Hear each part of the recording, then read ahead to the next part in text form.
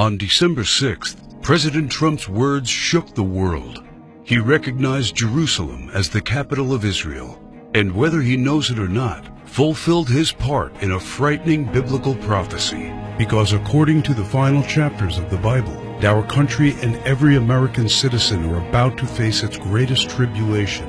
Only the church leaders know the true meaning of this biblical prophecy that is encrypted in the writings of 4 ancient prophets, inspired to send a warning across the centuries to all true Christians and patriots. Therefore, before watching this documentary, be forewarned. You are about to see how all the world's leaders and their armies are silently playing their part in the lead-up to the greatest and darkest event in human history, an event that may leave 290 million Americans dead in its wake. Once you witness the chilling evidence of the words of our Lord coming true, there is no turning back. It will simply be impossible for you to go about your daily life like you used to, before knowing the truth. But take comfort, for it is God's will that you are here now, so that you may have the time to prepare, and maybe grant you salvation from all the wickedness of our times. And if you're feeling skeptical right now, let me ask you one question. Who would have thought 70 years ago that the Jewish people would have a country to call their own? Only those who read Ezekiel chapter 37. That is what the prophet wrote 2,700 years ago. The hand of the Lord was on me, and set me in the middle of a valley. It was full of bones. Then he said to me, "These bones are the people of Israel, my people. I will take the Israelites out of the nations where they have gone. I will gather them from all around and bring them back into their own land. I will make them one nation in the land on the mountains of Israel." Word by word, the prophecy made by Ezekiel came true. In 1947, the nation of Israel was born after the horror of the Holocaust, symbolized by the Valley of Bones. Scattered for more than 2,000 years, the Jewish people come from all over the world into this new state and made it an economic and military power. Yet, it was not whole. Israel needed Jerusalem to become its rightful capital again, and that only happened with the support of President Trump. However, to the north of Israel, other biblical prophecies have come true. The prophets Isaiah and Jeremiah write about this Syrian civil war. This is what the prophet Isaiah says: "Damascus will no longer be a city, but will become a heap of ruins." And these are the words of Jeremiah: "Damascus has become feeble. She has turned to flee, and panic has gripped her. Anguish and pain have seized her. Surely her young men will fall in the streets." For 5,000 years, the capital city of Syria stood as one of the oldest and most prosperous cities in the world. But the civil war began in 2011 and turned it into a ruin. Not only do the prophets talk about the war, but also the refugee crisis and the deaths of its men fighting for one side or the other. The army of Syrian dictator Bashar al-Assad has been fighting the rebels backed by the United States, Israel, Turkey, Jordan, and Saudi Arabia, and ISIS terrorists. In 2015, Bashar al-Assad was at the brink of total defeat. Yet exactly at that time, another biblical prophecy was fulfilled. Ezekiel 38 tells of Russia coming to the border of Israel. The word of the Lord came to me: "Son of man, set your face against Gog of the land of Magog. I will turn you around, put hooks in your jaws, and bring you out with your army. In the latter years you will come into the land of those brought back from the sword, and gathered from many people on the mountains of Israel." One only has to look at the map of the world as it was known at the time of the prophet to understand. To the north of the Caspian Sea, we find the people known as Magog, inhabiting the land known as Rosh. Over time, the ancient name of Rosh became current-day Russia. Twice, Ezekiel says that Magog will bring his armies from the extreme north to the border of Israel. None other than President Ronald Reagan, a devout Christian, said many times he truly believed Russia to be Magog according to Ezekiel. What about the word Gog? Bible scholars agree that the word Gog is not an actual name, but a title. He is the ruler of the land of Magog, like a king or a czar. Ezekiel clearly says that Russia will come to the mountains of Israel in the latter years. This happened in September 2015 and never before. For the first time in history, the Russian Army, Navy, and Air Force became involved in a war in the Middle East. According to Ezekiel, Magog's armies has several allies: Persia, Cush, and Gomer and Togarmah. Iran has been known as Persia for much of its history, during the time of the prophets and beyond. Right now, Iranian troops are on the ground in Syria, fighting side by side with the Russians and the forces loyal to the regime of Bashar al-Assad. Put and Cush are the ancient names of Libya and Egypt. Egypt and Libya both suffered civil wars, and the new leadership is very friendly to the Russians. But the greatest surprise is the land known to Ezekiel as Gomer and Togarmah. The historian Flavius Josephus references Togarmah and Gomer as the people that lived on the territory of present-day Turkey. In fact, Turkish history books identify these tribes as living on their land at the time of the prophets. 3 years ago, Turkey was a strong NATO ally, but everything changed after the failed coup attempt in 2016. Now, Turkey has become increasingly hostile to NATO and the United States. It forced NATO to remove forces from its bases. It's buying weapons from Russia. It fully condemned the idea of Jerusalem becoming the capital of Israel. And in fact, right now, the Turkish army is in Syria, fighting to defeat the enemies of the Syrian dictator. The End Times Alliance, prophesied in the first verses of Ezekiel chapter 38, has already been formed. Never in the history of mankind has there been an alliance between Russia, Iran, and Turkey. Now, one final prophecy needs to be fulfilled before the start of World War III. We saw how Jeremiah predicted the destruction of Damascus in chapter 49, but there is one more thing he wrote about that has not happened yet. And I will kindle a fire in the wall of Damascus, and it shall consume the palaces of Ben-Hadad. Ben-Hadad is not an actual person, but a title. Just do one simple search online, and you will discover that Ben-Hadad is the ruler of Aram Damascus. While it is clear that Bashar al-Assad is the current ruler of Damascus, Aram is a region in Syria now known as Aleppo. The city of Aleppo was just recently recaptured by the regime of Syrian President Bashar al-Assad with the help of Iran and Russia. And Jeremiah says that soon his palace will be burning. How does this happen? Look no further than the headlines of recent months, and you see time and time again Israel calling for the assassination of the Syrian dictator. Isaiah also writes about the end of Syria's dictator. The fortified city will disappear from Ephraim, and royal power from Damascus. This is the spark that ignites World War III. Ezekiel chapter 38 states that 2/3 of Israel will be destroyed in this coming war, and those left in the Holy Lands will face grief and pain and hardship. So what happens to the United States? Will we not help Israel at its darkest hour?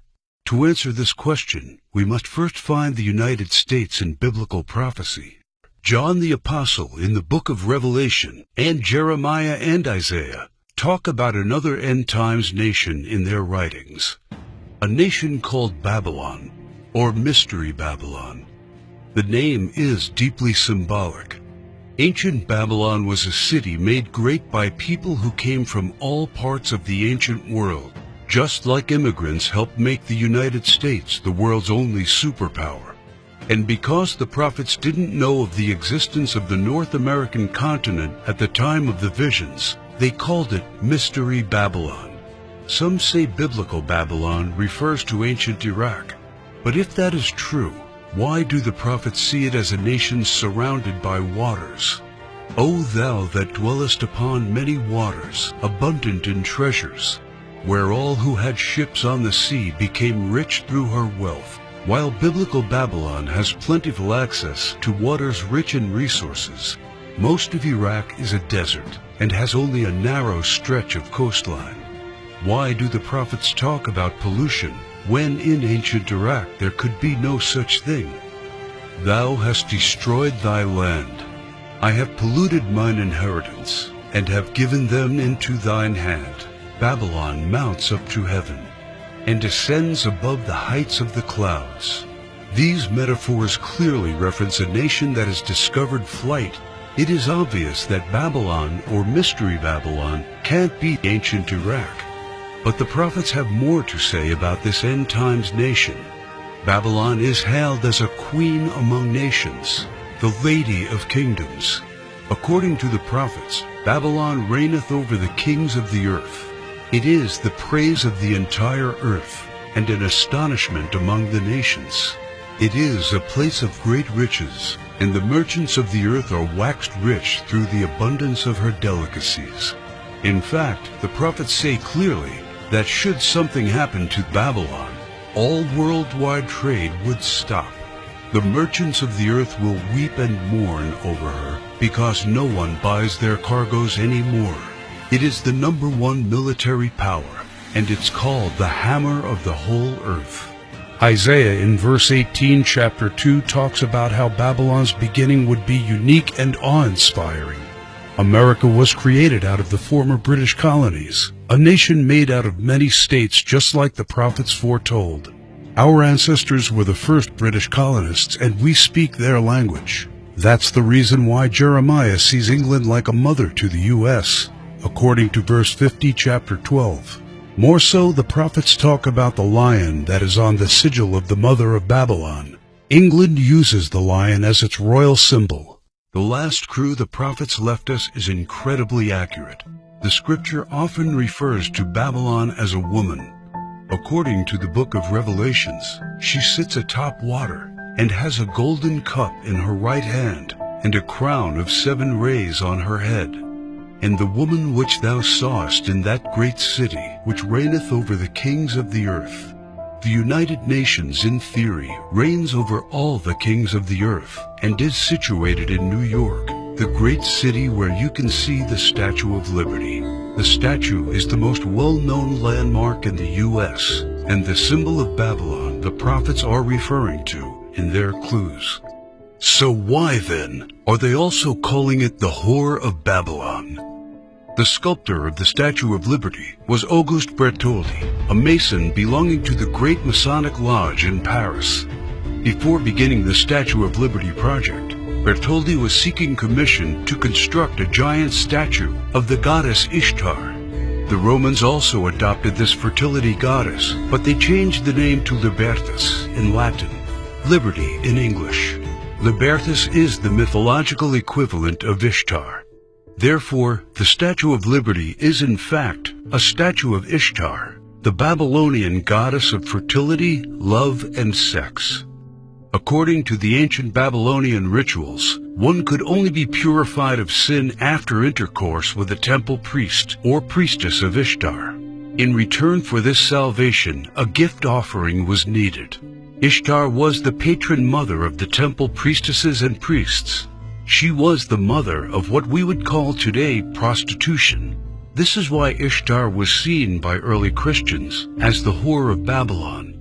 And that is why the Statue of Liberty, the symbol of America, is also called by the prophets the Whore of Babylon. Do you think it is just a coincidence that the U.S., the home of the greatest and most famous statue of Ishtar, provides 65% of pornographic movies and adult entertainment to the world? Is it just another coincidence that this is the country where sexual liberation originated and spread to the rest of the world? It's not. It's just like the scriptures foretold. For all nations have drunk of the wine of the wrath of her fornication. The U.S. today has the most powerful economy and military, controls worldwide commerce, is proud and arrogant, has the most developed Air Force and space program, and it is the envy of the world. It houses the Whore of Babylon. It reigns over the kings of the earth.